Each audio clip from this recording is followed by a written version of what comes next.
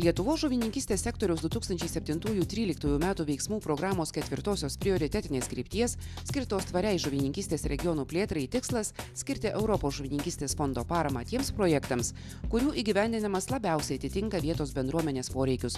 Kretingos rajone vienas pirmųjų fondo paramą gavo Tūbausių tvenkinio rekreacinės zonos įrengimo projektas. Mūsų strategijos kryptis yra ne pramonės plėtojimas, ne gamybos didinimas, bet būtent šitų rekreacinių teritorijų gerinimas, sudarant sąlygas vietos ir ne vietos žmonių poilsiui. Rekreacinės zonos įrengimui šalia Tūbausių tvenkinio Kretingos žuvininkystės regiono vietos veiklos grupė skyrė 450 000 litų Europos žuvininkystės fondo paramos.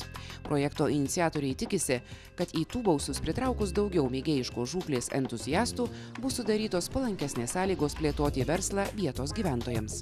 Tikimės tuo pačiu ir pagausinti ir išsaugoti tas esamas žuvingus tvenkinius, juos galbūt netgi įžuvinti, pasinaudojus galbūt kitų krypčių projektais ir kad žmonės turėtų galimybės ne vien tik tai, sakykime, čia Kretingos rajono, bet ir gretimai esančio Palangos kurorto, tie žmonės, kurie galbūt nelabai nori savo pilvų šildyti saulei, pabandyti su meškere sėkmę, sakykime, žuvingose tvenkiniuose.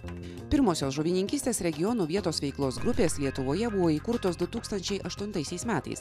Šiuo metu veikia 10 tokių grupių, o jų parengtų regionų plėtros strategijų įgyvendinimui 2007-2013 metų finansiniam laikotarpiui skirta Europos žuvininkystės fondo parama sudaro beveik 28 milijonus litų.